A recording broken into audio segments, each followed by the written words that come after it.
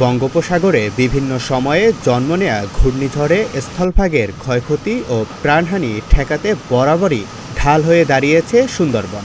রেমালের ব্যাপক তাণ্ডবে এবারও বুক চিতিয়ে লড়েছে সুন্দরবন। ঝড়ের সামনে লড়াই করে বাতাসের গতিবেগ অনেকটাই কমিয়ে দিয়েছে বিশ্বের সর্ববৃহৎ ম্যানগ্রোভ বন সুন্দরবন। এই ম্যানগ্রোভ বনের কারণেই উপকূল এলাকায় জলোচ্ছ্বাসের পানি, দমকা বাতাস প্রবল বেগে প্রবেশ করতে পারে না।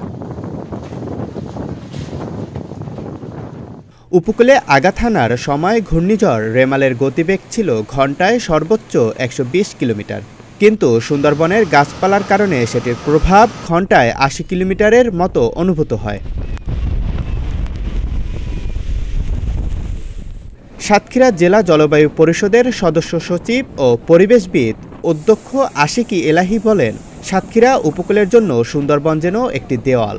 সুন্দরবনের জন্যই প্রতিবছর বড় ধরনের প্রাকৃতিক দুর্যোগ থেকে রক্ষা পায় সাতক্ষীরা উপকূল। তবে এই সুন্দরবন রক্ষার জন্য কারোর কোনো মাথা ব্যথা নেই। তিনি সুন্দরবন রক্ষায় কর্তৃপক্ষকে পদক্ষেপ গ্রহণের আহ্বান জানান।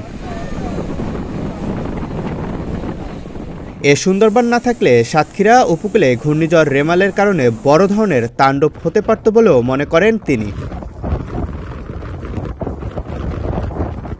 বিশেষজ্ঞরা বলছেন, তবে প্রবল শক্তির এই ঘূর্ণিঝড়ের প্রভাব সাতক্ষীরা উপকূলে সেভাবে পড়তে পারেনি সুন্দরবনের গাছপালার কারণে। বনে ঘূর্ণিঝড়ের গতিবেগ যেখানে ঘন্টায় ১২০ কিলোমিটার ছিল, সেটা বন পার হয়ে লোকালয়ে যেতে যেতে শক্তি হারিয়ে দমকা বাতাসে রূপ নেয়। এছাড়া জলোচ্ছ্বাস লোকালয়ে পৌঁছানোর আগে সুন্দরবনে বাধাপ্রাপ্ত হওয়ায় ঢেউয়ের উচ্চতা অনেক কমে যায়।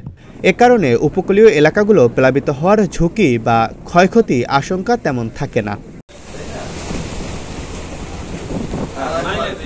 প্রাকৃতিক দুর্যোগের সময় মূলত সুন্দরবনের ওপর দিয়ে দুই ধরনের ধাক্কা যায়।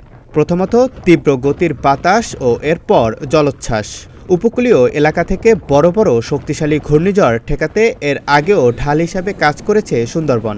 বিশেষ করে ২০০৭ সালের ১৫ নভেম্বর ঘূর্ণিঝড় সিডর এবং ২০০৯ সালের ২৫শে মে ঘূর্ণিঝড় আইলার তাণ্ডব থেকে এই বন উপকূলকে রক্ষা করেছে। যদিও সেই দুর্যোগ বড় ধরনের ক্ষতির শিকার হয়েছিল বনাঞ্চল।